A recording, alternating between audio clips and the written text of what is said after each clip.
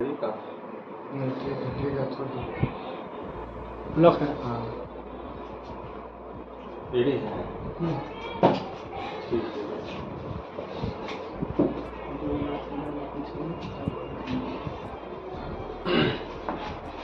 Hello students, आज हम लोग बातचीत कर रहे थे, ठीक है, ब्रांचेज ऑफ केमिस्ट्री के बारे में। ठीक है, हम लोग बातचीत कर रहे थे किसके बारे में?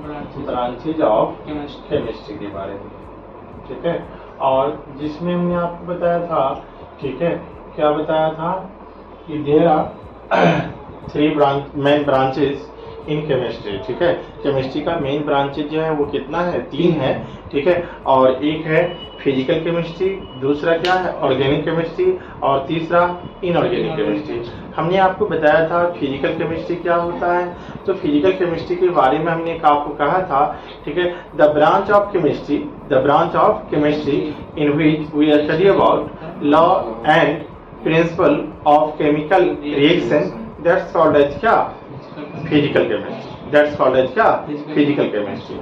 आज हम लोग बातचीत करेंगे किसके बारे में? ऑर्गेनिक केमिस्ट्री के बारे में। ठीक है, आज हम लोग बातचीत करेंगे किसके बारे में? ऑर्गेनिक केमिस्ट्री के बारे में। What do you mean by organic chemistry? ठीक है, ऑर्गेनिक केमिस्ट्री की यदि बात करें, ठीक है, तो इसके बारे में भी कहेंगे। ठीक है, the branch of chemistry in which we study about organic compound. ठीक है, किसके बारे में स्टडी करते हैं? ऑर्गेनिक। आप यूं भी अपनी भाषा में बोल सकते हैं केमिस्ट्री का ऐसा ब्रांच जिसमें हम लोग पढ़ते हैं, लिखते हैं, सीखते हैं। किसके बारे में पढ़ते हैं? ऑर्गेनिक कंपाउंड के बारे में। ठीक, किसके बारे में पढ़ते हैं?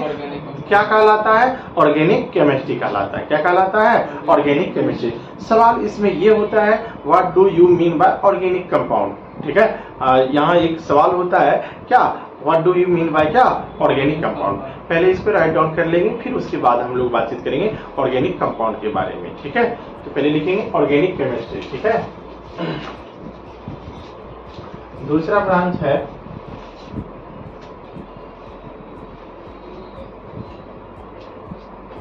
Organic chemistry.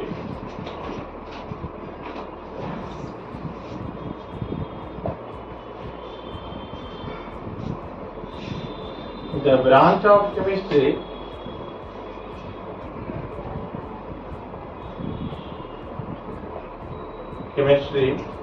in which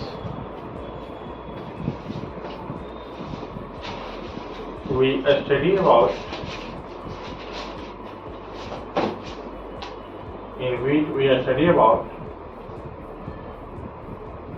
organic compound. In which we study about organic compound is called as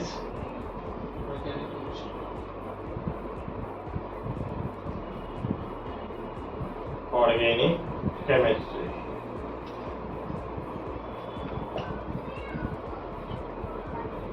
clear है? तो क्या हमने आपको बताया? ठीक है, केमिस्ट्री का ऐसा ब्रांच जिसमें हम लोग पढ़ते हैं, किसके बारे में पढ़ते हैं? ऑर्गेनिक कंपाउंड के बारे में पढ़ते हैं। क्या कहलाता है? ऑर्गेनिक केमिस्ट्री कहलाता है। क्लियर है? सवाल ये होता है, what do you mean by क्या? Organic compound. ठीक है, तो हेडिंग दिया जाए ऑर्गेनिक कंपाउंड। क्या होता है ऑर्गेनिक कंपाउंड की हेडिंग में? ठीक है, उसके बारे में बातचीत करेंगे। ठीक है, इसको लिख लिए? हाँ, जल्दी से लिख लीजिए।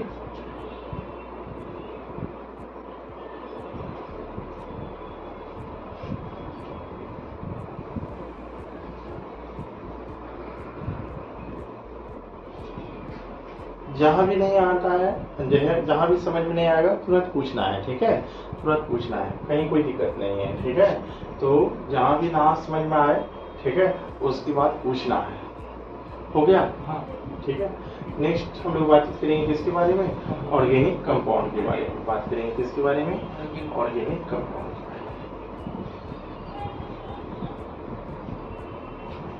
यदि आप पहले से जानते हैं तो बता सकते हैं। ठीक है, ऑर्गेनिक कंपाउंड क्या होता है, यदि आप पहले से जानते हैं तो आप बता सकते हैं। ठीक है, क्या होता है ऑर्गेनिक कंपाउंड? ठीक है,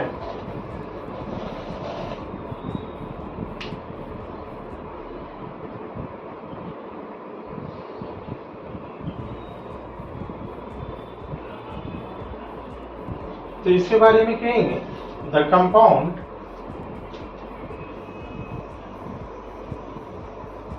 the compound which contains carbon atoms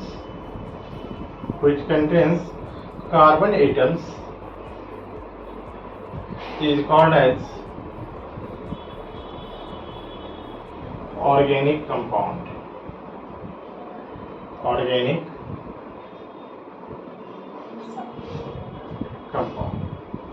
क्या कहा हमने? द कंपाउंड विच कंटेन्स क्या? कार्बन। ऐसे कंपाउंड जो क्या रखता हो? कार्बन रखता हो। ऐसे कंपाउंड जो क्या रखता हो?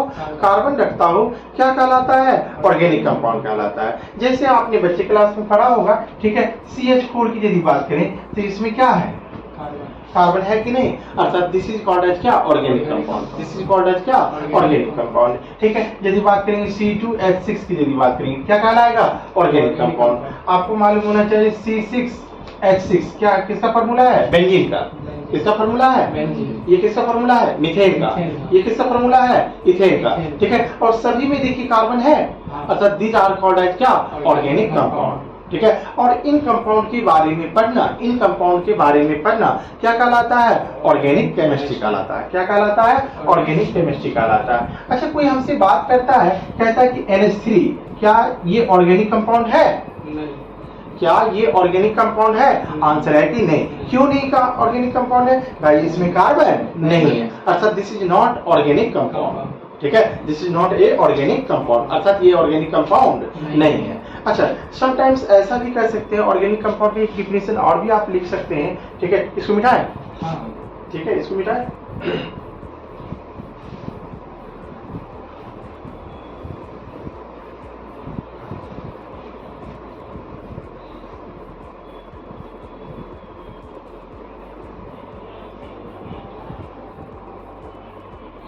यदि ऑर्गेनिक कंपाउंड की यदि बात करें, ठीक है, तो आप ऐसा भी कह सकते हैं, स्टैंडर्ड डिफिनेशन जो होगा, ठीक है, स्टैंडर्ड डिफिनेशन जो होगा, हाइड्रोकार्बन, नाम सुने होंगे आप लोग, ठीक है, hydrocarbon and their derivatives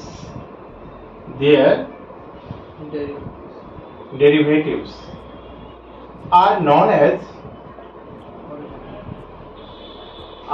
as organic compound. Organic compound मतलब क्या हुआ भाई? ठीक है, मतलब क्या हुआ? Hydrocarbon and their derivatives are known as क्या? Organic compound. यानी हाइड्रोकार्बन, आपको पता होना चाहिए, कार्बन और हाइड्रोजन से जो मिलकर कंपाउंड बनता है वो क्या कहलाता है? हाइड्रोकार्बन। नहीं, आपने पढ़ा होगा saturated hydrocarbon, unsaturated hydrocarbon, alkane, alkene, alkyne, ये सब नाम सुना ही होगा 10th क्लास में। ठीक है, तो दीज आर द क्या? दीज आर कॉल्ड एज क्या? Hydrocarbon. These are called as क्या? हाइड्रोकार्बन। और हाइड्रोकार्बन का जो डेरिवेटिव होता है, हाइड्रोकार्बन का डेरिवेटिव का मतलब क्या? डेरिवेटिव मतलब क्या होता है? जिससे उत्पन्न हो। ठीक है, जैसे आपको मालूम होना चाहिए थोड़ा सा, ठीक है, यदि आप बात करें जैसे CH4, ये है ना, ये हाइड्रोकार्बन है, मगर इसमें से आपको मालूम होना चाहिए, एक हाइड्रोजन को हम माइनस कर देंगे और वहां पे कोई एक X ग्रुप क्या कर देंगे? जोड़ देंगे। ठीक है, कोई X ग्रुप क्या कर देंगे? ऐड कर देंगे। X की जगह पे क्या हो सकता है? Cl भी हो सकता है, Br भी हो सकता है और I भी हो सकता है। ठीक है, X की जगह पे क्या हो सकता है? Cl, Br और I। Cl for chlorine, Br for bromine और I फॉर क्या? आयोडीन।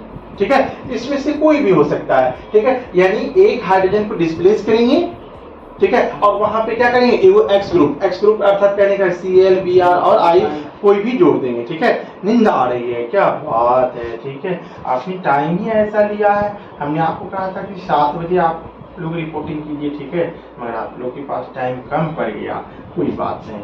ठीक है, जैसे CH3, ठीक है, CH3Cl, ठीक है, आपको पता होना चाहिए इसका नाम क्या होता है? Methyl chloride. इसका नाम क्या होता है? Methyl chloride. और यदि आईपीसी की यदि बात करें, क्लोरोमीथेन, क्या नाम होता है? क्लोरोमीथेन।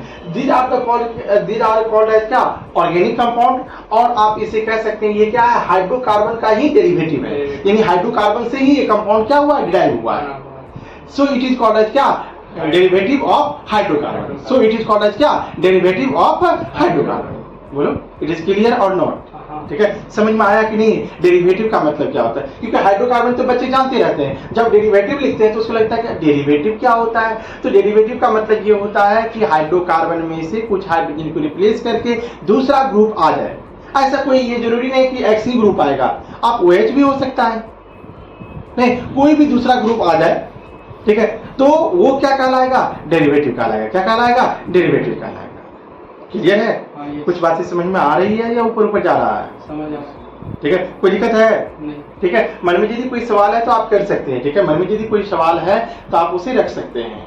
ठीक है, अथवा आगे बढ़े। क्लियर है? तो hydrocarbon and their derivatives are known as क्या? Organic compound.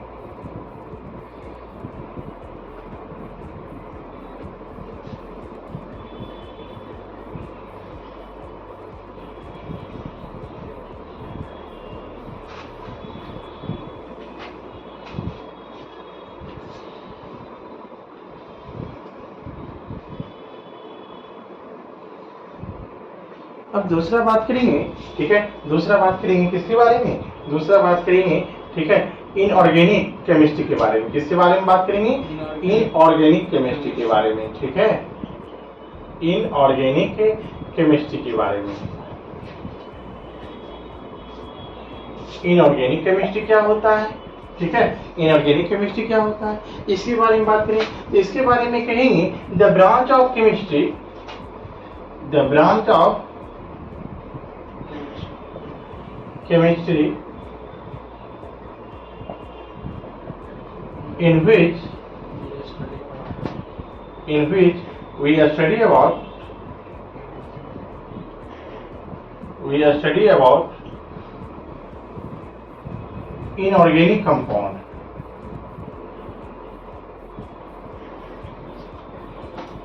Inorganic compound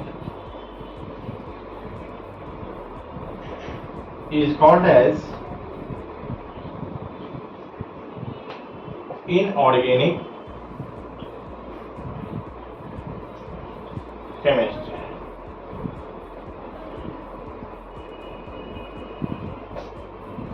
क्या कहा हमने?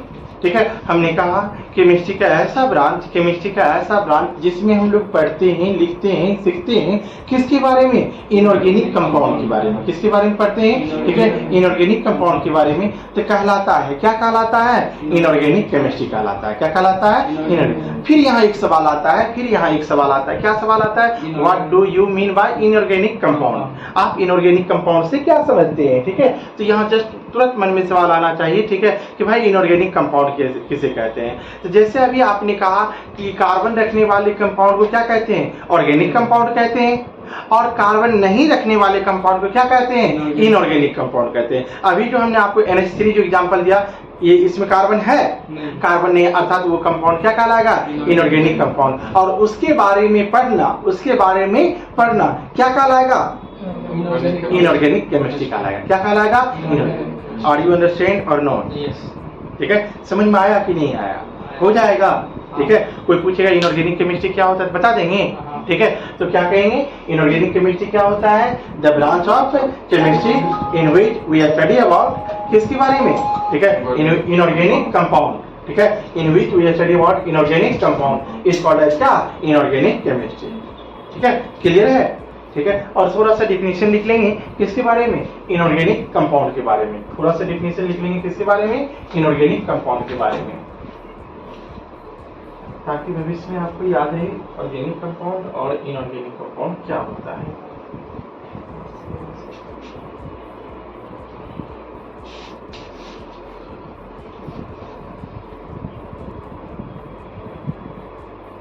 बोलो, डिफिनेशन लिखाएगा कि नहीं लिखाएगा? क्या लिखेंगे इसके बारे में? The compound in which which do not contain carbon atom is called as, बोलो, is called as inorganic compound, is called as क्या? Inorganic compound। क्या पीयूष समझ में आ रहा है या नहीं आ रहा है? Inorganic compound. ठीक है। और इसका एग्जाम्पल क्या हो जाएगा, कुछ ऐसा कंपाउंड का नाम बताओ जिसमें कार्बन नहीं है। अभी तुरंत हमने आपको बताया क्या, NH3। अपने मन से बताओ कोई कंपाउंड जिसमें कार्बन नहीं हो। हाँ, HCl, H2O नहीं होगा, ठीक है। और SO2 होगा क्या, NO2 होगा कि नहीं होगा, ठीक है। H2SO4 का नाम सुने हैं, ठीक है। HNO3 का नाम सुने हैं। बहुत सारा कंपाउंड है जिसमें कार्बन नहीं है। HCl4 का नाम सुने हैं, HClO4, ठीक है। ETC, ये सभी के सभी ऐसे कंपाउंड है जिसमें देखिए कहीं कार्बन आपको दिखाई नहीं दे रहा, अर्थात दीज आर कॉल्ड एज क्या, इनऑर्गेनिक कंपाउंड, नहीं, दीज आर कॉल्ड एज क्या, इनऑर्गेनिक कंपाउंड। और इस कंपाउंड के बारे में पढ़ना, इस कंपाउंड के बारे में पढ़ना क्या कहलाएगा बताओ, इनऑर्गेनिक केमिस्ट्री कहलाएगा। क्या कहलाएगा, इनऑर्गेनिक केमिस्ट्री, ठीक है। इट इज क्लियर, ठीक है। चलो लिख लो।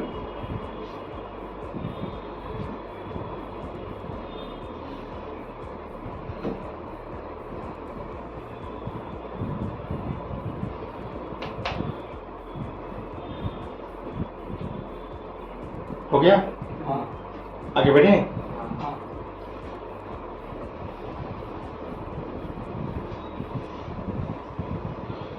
अब कुछ सवाल है, थोड़ा सा करके बताना है, ठीक है। देखना है बनता है या नहीं बनता है। क्या बनता है आपको आइडेंटिफाई करना है, कौन सा ऑर्गेनिक कंपाउंड है, कौन सा इनऑर्गेनिक कंपाउंड है, ठीक है। कौन सा ऑर्गेनिक कंपाउंड है और कौन सा क्या है, इनऑर्गेनिक कंपाउंड है, ठीक है। हो जाएगा, ठीक है।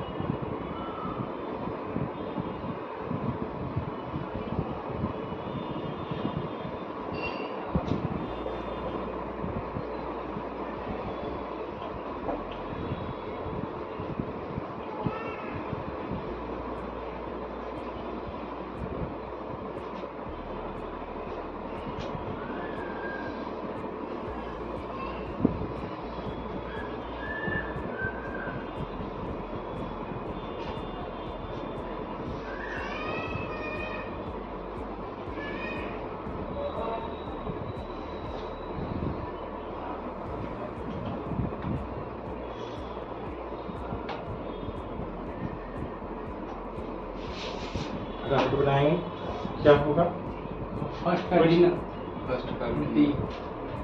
फर्स्ट का डी, सेकेंड का सी, सेकेंड का सी, सी। हो गया, बना ली। पहला तो सही है, पहला तो क्या है, ठीक है, पहला तो सही है मगर दूसरा तो गलत है।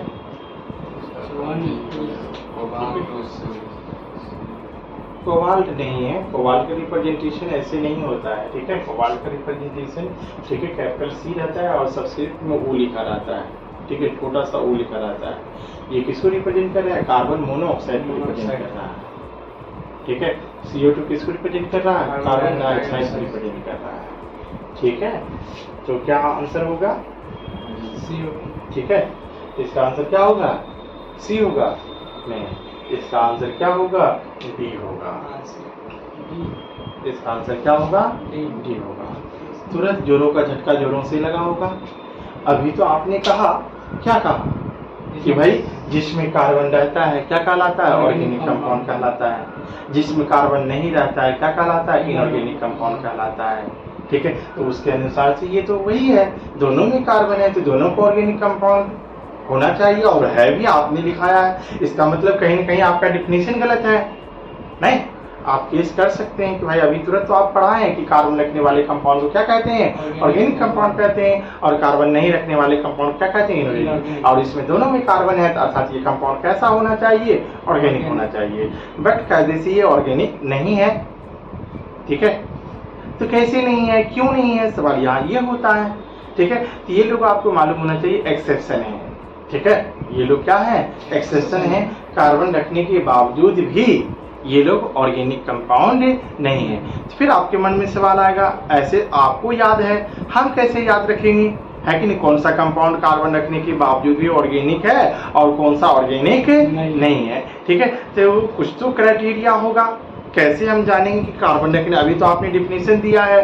क्या डिफिनेशन दिया? कार्बन रखने वाले कंपाउंड को क्या कहते हैं? ऑर्गेनिक कहते हैं, और कार्बन नहीं रखने वाले क्या कहते हैं? इनऑर्गेनिक कहते हैं। ठीक है, आखिर वह कौन कौन सा कंपाउंड है जो कार्बन रखने के बावजूद भी ऑर्गेनिक नहीं है? ठीक है, तो थोड़ा सा उसको हम लेंगे, पहले इसको आंसर कर लेंगे, फिर उसके बाद इसके बारे में एक्सेप्शन लिखा देते हैं। ठीक है, तो इसका आंसर तो क्या होगा? डी होगा। इसका आंसर तो क्या होगा? डी होगा। बोथ ए एंड बी दोनों का दोनों ऑर्गेनिक कंपाउंड है, ये ऑर्गेनिक कंपाउंड नहीं है। ठीक है, तो ये आंसर क्या हो जाएगा? डी हो जाएगा। इसमें भी क्या हो जाएगा? डी हो जाएगा, नन ऑफ दी हो जाएगा। ठीक है, मतलब इसमें कितना एक्सेप्शन है? हाँ हाँ, बस बस तुरंत 1 मिनट आप इसको लिखे हैं। हाँ, ठीक है, जस्ट इसको मिटाते हैं। ठीक है,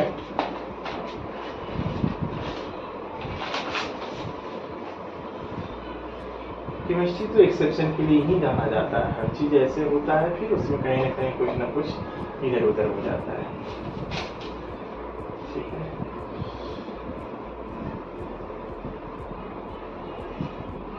हो गया। तो आपको याद रखना है, ध्यान रखना है इस बात का। ठीक है, क्या ध्यान रखना है? नोट में इस बात को लिख लेंगे, कार्बन मोनोऑक्साइड पहला, दूसरा कार्बन डाइऑक्साइड, ठीक है, और तीसरा मेटल कार्बोनेट। दुनिया में कोई भी मेटल कार्बोनेट होगा, कैल्शियम कार्बोनेट हो, मैग्नीशियम कार्बोनेट हो, जिंक कार्बोनेट हो, या फिर क्या हो, ठीक है, सोडियम कार्बोनेट हो, दुनिया में कोई भी मेटल कार्बोनेट होगा, ऑल आर क्या? Inorganic compound. ठीक है, ऑल आर क्या? MCO3 का मतलब क्या? Metal carbonate. ठीक है, MCO3 का मतलब क्या होगा? Metal carbonate. Metal carbonate. ठीक है, ये हो गया। और दूसरा होता है, ठीक है, दूसरा होता है कुछ साइनाइड के कंपाउंड है, ठीक है, जो कि आपको पता होना चाहिए, HCN। ठीक है, HCN हाइड्रोजन साइनाइड। ठीक है, या सोडियम साइनाइड। ठीक है, या सोडियम साइनाइड के जो कुछ कंपाउंड होते हैं वो। ठीक है, दीज आर द क्या? These are the exception case. ठीक है, दीज आर द क्या? Exception case. ठीक है, और ये लोग जहां भी दिखेगा, ठीक है, कार्बन रखने के बावजूद भी ये लोग कहलाएगा, क्या कहलाएगा? इनऑर्गेनिक कंपाउंड कहलाएगा। क्या कहलाएगा? इनऑर्गेनिक कंपाउंड कहलाएगा। बोलो, याद रहेगा? क्या क्या याद रहेगा? ठीक है, कि भाई कार्बन मोनोऑक्साइड, कार्बन डाइऑक्साइड और मेटल कार्बोनेट, और कुछ कंपाउंड क्या? साइनाइड का। ठीक है, जैसे हाइड्रोजन साइनाइड, सोडियम साइनाइड, ठीक है, कैल्शियम पोटेशियम साइनाइड। ठीक है, कुछ साइनाइड का कंपाउंड जो होगा वह सब कार्बन रखने के बावजूद भी किस तरह ट्रीट आता है? इनऑर्गेनिक की तरह। ये एक्सेप्शन है। जैसे हम लोग समाज में भी कुछ काम करते हैं तो नहीं होता है, एक्सेप्शन हो जाता है, उसका बिहेवियर अलग होता है। ठीक है, तो on the basis of physical and chemical property these are the क्या? Inorganic compound. ठीक है, दीज आर द क्या? Inorganic compound. ये कहलाते हैं, क्या कहलाते हैं? Inorganic compound. ठीक है, देखिए, मतलब साइनाइड का यूज क्या होता है? साइनाइड का यूज क्या होता है? साइनाइड एक कंपाउंड है, ठीक है, साइनाइड एक कंपाउंड है, ठीक है। जैसे सोडियम साइनाइड की यदि बात करें या हाइड्रोजन साइनाइड करेंगे तो ये सब प्रिपरेशन में आपको आगे चल के पढ़ना है, ठीक है। 12th क्लास में इनऑर्गेनिक में इस पे आएगा, चैप्टर आएगा, ठीक है, इसके बारे में पढ़ना है, ठीक है। तो हर एक कंपाउंड का कुछ ना कुछ यूज है, बिना यूज का कोई कंपाउंड बना ही नहीं है, ठीक है। बिना कंपाउंड का, ठीक है, कोई कंपाउंड बना ही नहीं है। सारे कंपाउंड का कुछ ना कुछ क्या है, इंपोर्टेंस है, सारा का सारा कुछ ना कुछ यूज है, ठीक है। तो सबके बारे में हम लोग डिटेल्स स्टडी करेंगे जब आपको आएगा, जब इनऑर्गेनिक केमिस्ट्री आएगा, जब पी ब्लॉक पढ़ाया जाएगा तो उसमें धड़ल्ले से ये कंपाउंड आएगा, ठीक है। तो वहाँ पे इस बात का हम लोग डिस्कशन करेंगे, ठीक है।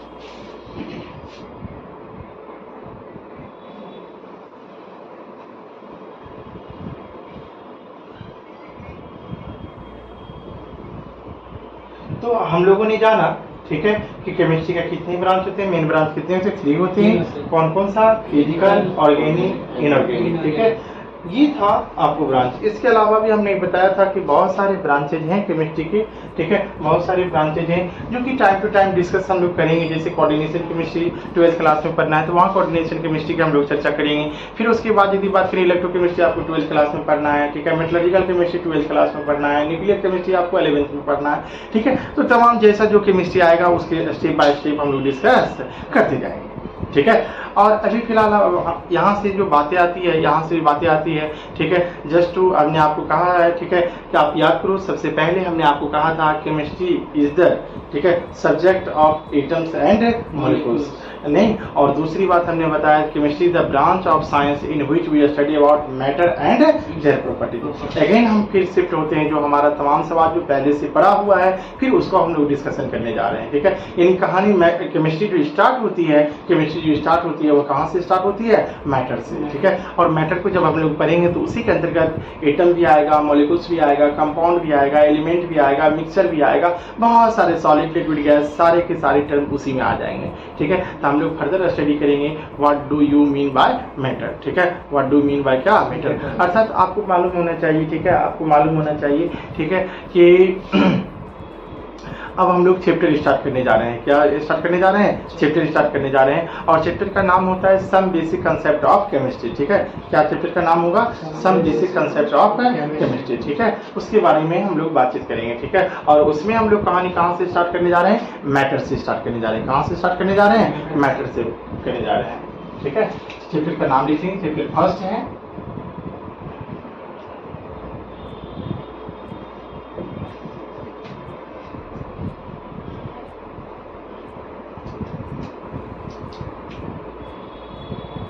इलेवेंथ का फर्स्ट चैप्टर है और नाम क्या है? Some concept of chemistry. Basic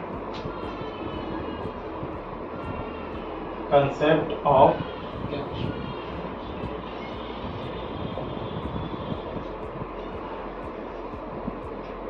ठीक है, some basic concept of chemistry, ठीक है। तो इसकी यदि हम लोग बातचीत करेंगे इसी के बारे में। अच्छा, क्या आप लोग को सिलेबस के बारे में मालूम है या नहीं? 11th क्लास के सिलेबस के बारे में क्या क्या पढ़ना है ये मालूम है? ठीक है, पूरा नहीं मालूम है। अच्छा, चलिए हम लोग थोड़ा सा इसको बैक करते हैं, ठीक है। इसको थोड़ा सा बैक करते हैं। पहले हम आपको पूरा सिलेबस बता दें क्या क्या आपको पढ़ना है, ठीक है। किसका कितना इंपॉर्टेंस है उसके बारे में भी जानना जरूरी है, ठीक है। और कौन फिजिकल है, कौन ऑर्गेनिक है और कौन इनऑर्गेनिक है, यह भी बात जानना कहीं ना कहीं जरूरी है, ठीक है। हम कौन सा चैप्टर पढ़ रहे हैं, कहाँ पढ़ रहे हैं, फिजिकल पढ़ रहे हैं, ऑर्गेनिक पढ़ रहे हैं, इनऑर्गेनिक पढ़ रहे हैं, यह भी बात जानना कहीं ना कहीं हमारे लिए जरूरी है, ठीक है। थोड़ा सा हम बातचीत करेंगे, ठीक है। थोड़ा सा हम लोग बातचीत करेंगे, किसके बारे में बातचीत करेंगे, ठीक है, इस चैप्टर के बारे में, ठीक है। आखिर आपका सिलेबस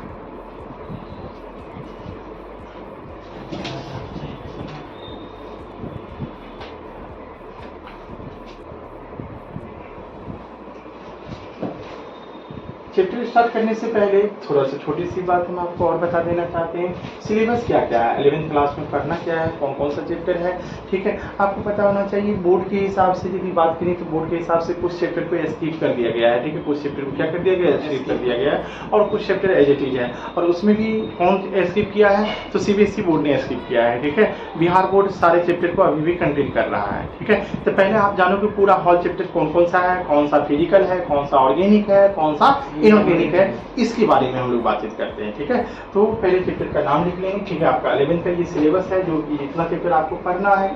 ठीक है, और वो चैप्टर है, सबसे पहला चैप्टर है अभी जो हमने आपको बताया था,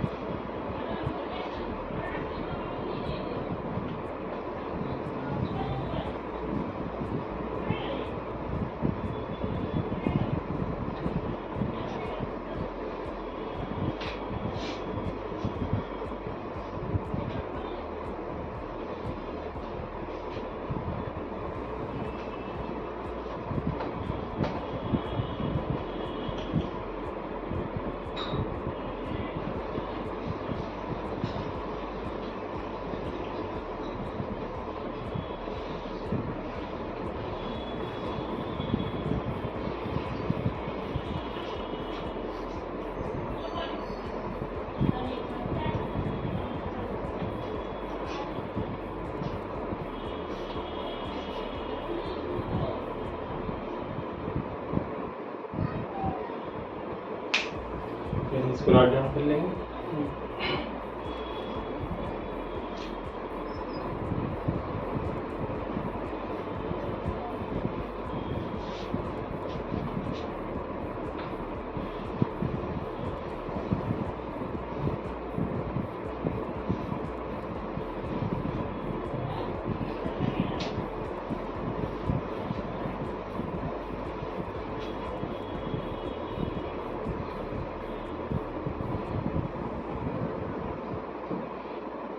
हो गया, ठीक है। अच्छा, मैं थोड़ा सा ये भी बता देना चाहता हूँ, ठीक है, इसमें कौन सा फिजिकल है, कौन सा ऑर्गेनिक है और कौन सा इनऑर्गेनिक है।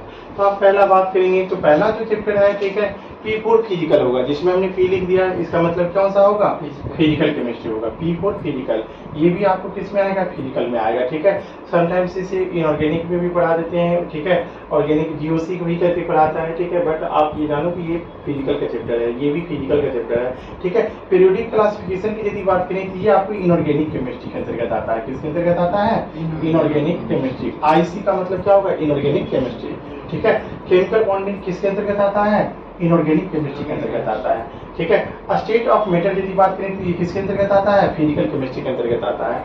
ठीक है, और यदि इक्विलिब्रियम की यदि बात करें, इक्विलिब्रियम में दो पार्ट है, इक्विलिब्रियम में दो पार्ट है, ये दोनों का दोनों अलग अलग चैप्टर है, केमिकल इक्विलिब्रियम और दूसरा क्या, आयनिक इक्विलिब्रियम। ठीक है, और ये भी आपका क्या है, फिजिकल है। ठीक है, ये भी आपका क्या है, फिजिकल है। क्लियर है, ठीक है। फिर इसके बाद बेटा हाँ,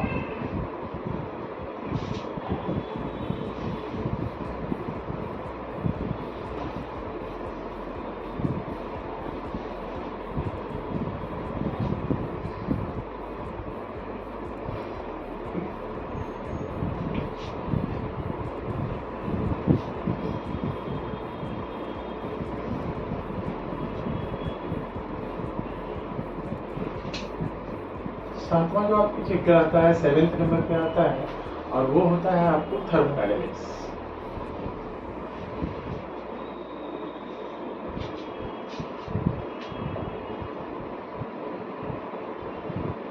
8वां जो आता है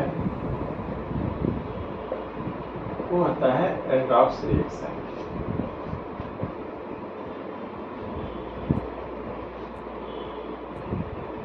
नौवां जो आता है hydrogen.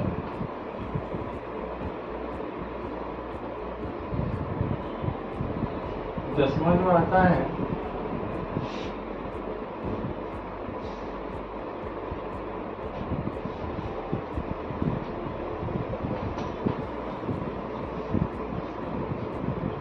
Hydrocarbon.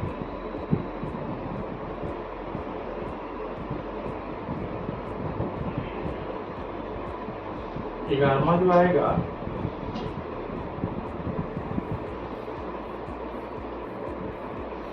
S block element. और 12वां जो आएगा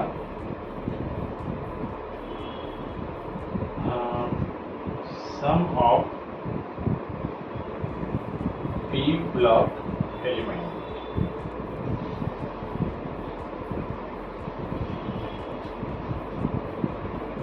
some of P block element group number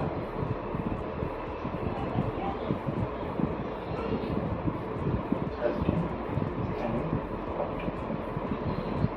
और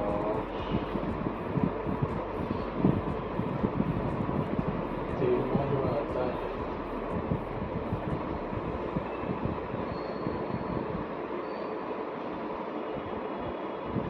सम basic concept of organic chemistry। और 14वां जो आता है environmental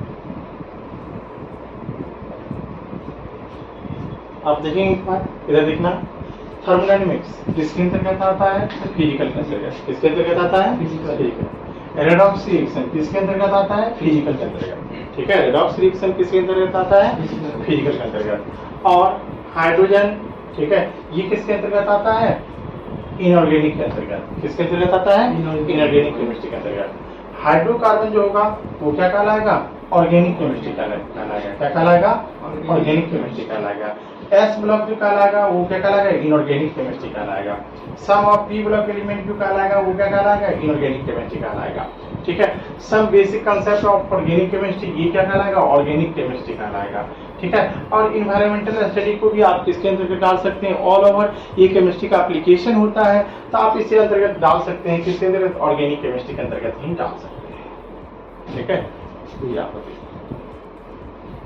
क्लियर है हाँ समझ में आया कि नहीं आया ठीक है सबसे ज्यादा जो आपने देखा होगा सबसे ज्यादा जो आपके चैप्टर है वो फिजिकल में है ठीक है आप देख सकते हैं कितना चैप्टर फिजिकल का है ठीक है नहीं पता चल रहा है 5 ठीक है गिनती भी करने नहीं आता है प्रोजेक्टर तो यहाँ दिखाई दे रहा ठीक है और इससे पहले भी हमने आपको बताया है ठीक है कितना चैप्टर टोटल है 7 चैप्टर आपको पढ़ना है कहाँ ठीक है अब उसमें आपको पता होना चाहिए ठीक है अब क्या किया है अब थोड़ा सा ये भी जान लो ठीक है थोड़ा सा जो सीबीएसई एग्जाम देंगे ठीक है उसमें क्या क्या स्किप किया गया है उसमें जो स्किप किया गया है आपको हाइड्रोजन हटा दिया गया है एस ब्लॉक एलिमेंट हटा दिया some basic some of P block element हटा दिया गया है ठीक है उसके बाद इन्वायरमेंटल केमिस्ट्री हटा दिया गया है ठीक है दूसरी बात आपको स्टेट ऑफ मैटर जो लिखे हैं वो भी हटा दिया गया है इतना चैप्टर को क्या कर दिया गया है स्किप कर दिया गया है किसमें तो सीबीएसई के